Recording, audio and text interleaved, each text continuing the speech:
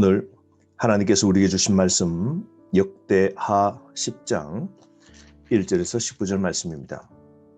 오늘 이 본문의 말씀은 솔로몬이 죽은 후 그의 아들 르호보암이 세겜에서 온 이스라엘의 왕으로 초대받게 되며 그 이후 르호보암의 통치에 관한 사건이 기록되어 있습니다.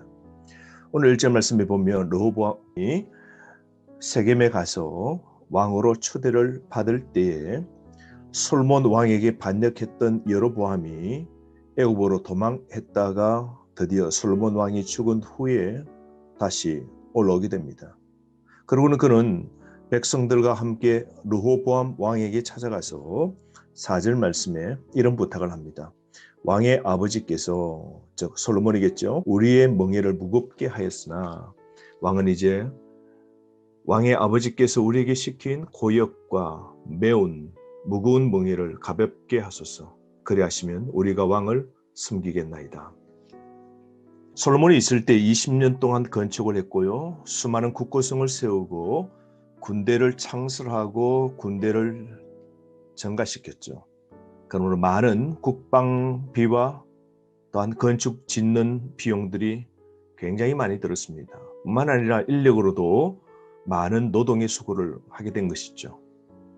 또한 솔로몬은 1년에 한 달씩 12지역을 나누어서 돌아가면서 왕실에 필요한 모든 양식을 바치도록 했습니다.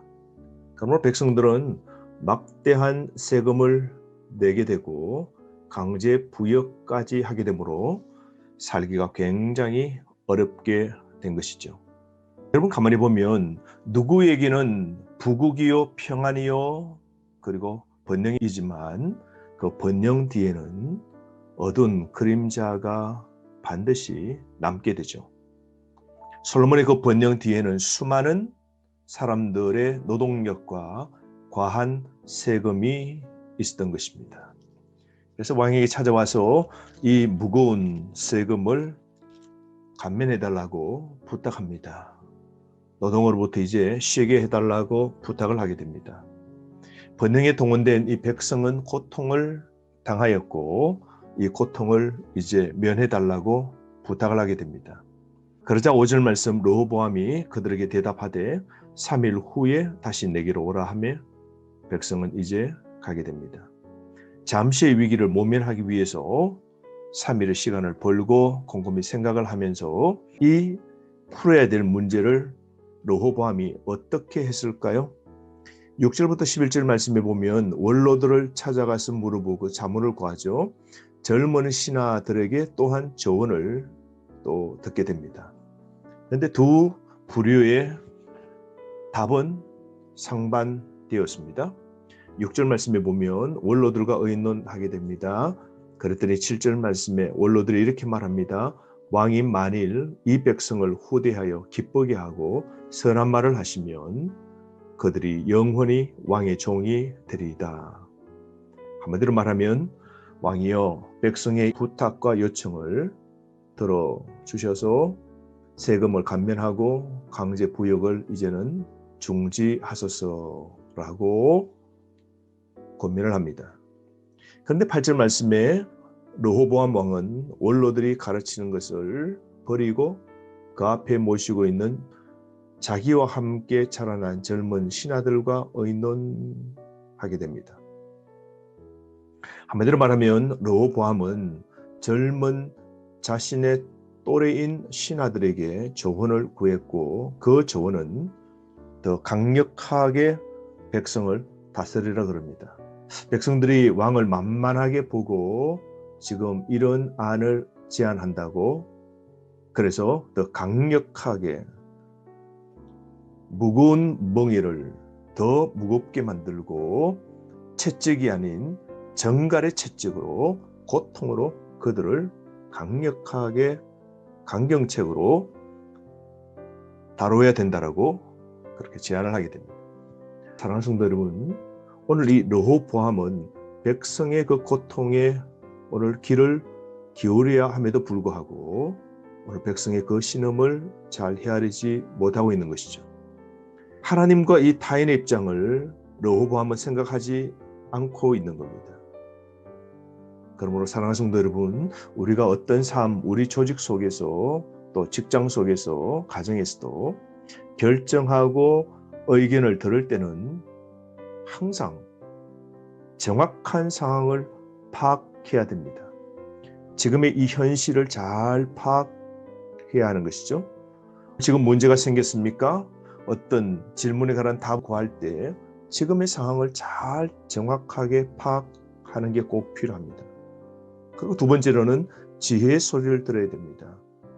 많은 사람에게 자문을 구하고 청취도 하고 그렇게 해서 좋은 그런 의견들을 수렴을 해야 됩니다. 그럴 때 우리보다 신앙적으로 또 연륜적으로 더 오래 살았던 그런 좋은 분들에게 가서 조언을 꼭 들을 필요가 있는 겁니다. 오늘 이 르호보암도 원로들의 그 의견을 들었으면 얼마나 좋았을까요? 잠언에 나오죠. 백발은 지혜와 경험을 나타내는 상징이죠. 그러므로 늙은이에게 가서 지혜와 자문을 구하라 그러지 않습니까?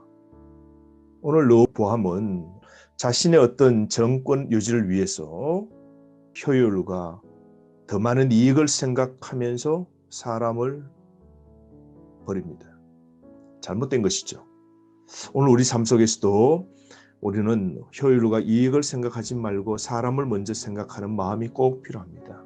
더 나아가 정직하고 겸손한 부드러운 태도가 꼭 필요한 것이죠.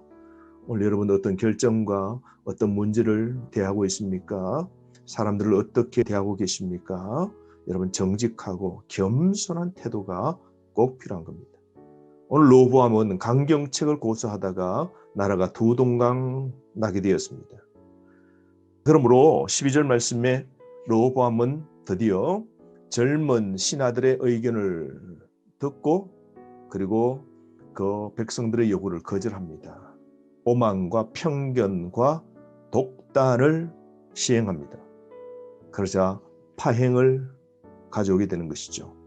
사랑하는 성도 여러분, 우리가 바른 삶, 바른 정치는 하나님 말씀을 시금석으로 삼고 오직 여호와께 봉사하는 마음으로 우리는 이웃 사람과 또한 우리 백성을 섬겨야 되는 것이죠. 여러분 우리가 작은 정치를 하지 않습니까? 가정의 부모는 가정에서 정치를 하는 것이죠. 교회 소속되면 교회 정치에 포함됩니다. 여러분 우리 삶 속에 항상 우리는 하나님 말씀을 중심으로 하나님께 봉사하는 마음으로 우리는 사람들을 대해야 됩니다. 성경에 나오지 않습니까? 검을 가지는 자는 검으로 망한다라고 그럽니다.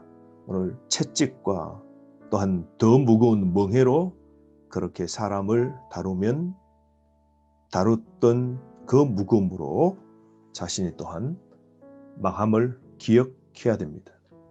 미련한 결정과 어리석음, 강압 정책은 마음을 잃게 되는 겁니다. 그러면 오늘 우리가 어떻게 살아야 될까요? 편견을 버리고 자만과 자존심을 버리고 열린 마음으로 여러분 하나님 말씀을 들어야 됩니다. 그럴 때 지혜가 생기는 것이죠. 여러분 고집과 아집과 편견과 독단하는 삶이라면 자신을 둘러보고 이제 말씀에 비추어서 열린 마음으로 그렇게 잘 선택하고 지혜로운 결정을 내리시길 바랍니다. 오늘 강경 정책을 펼치자 백성들이 반발하고 뛰쳐나갑니다. 16절에서 19절까지 북쪽 지파 10지파가 다윗 왕조를 버리고 배반하게 됩니다. 르호보암의 포악한 결정에 온 이스라엘은 다윗의 집을 즉시 버립니다. 16절 말씀을 보면 온 이스라엘이 그들의 장막으로 돌아갔다라고 그러죠. 그러고 나자 이 사태가 굉장히 심각함을 알고 18절 르호보암은 감독 하도람을 10지파에게 보내는데요. 그런데 그들은 너무 격분하고 흥분해서 오히려 보낸 중재자를 피살합니다. 그러자 르호보암이 죽을 위기입니다. 급히 수레를 타고 예루살렘으로 도망해서 내려오게 되는 것이죠. 어리석은 판단으로 이렇게 왕국이 분열됩니다.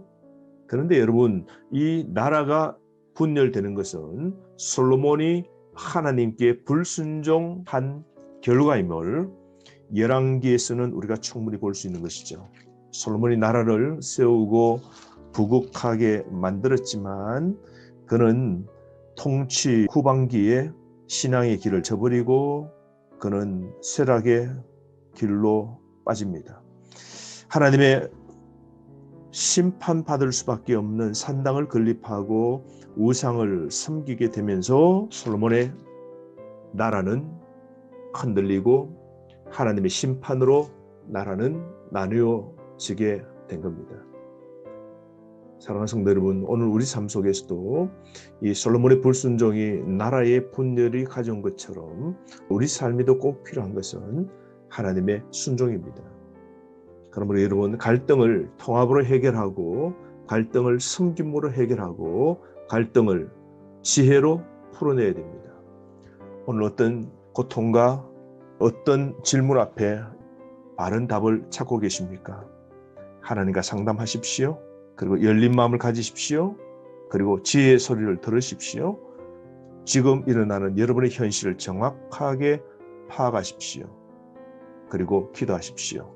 그러면 하나님이 가장 좋은 방법으로 우리에게 선한 뜻과 그 계획을 세울 수 있도록 도와주실 겁니다.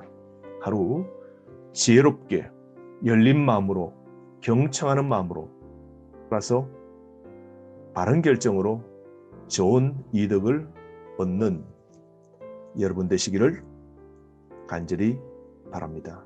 하루 주의 말씀으로 승리하십시오.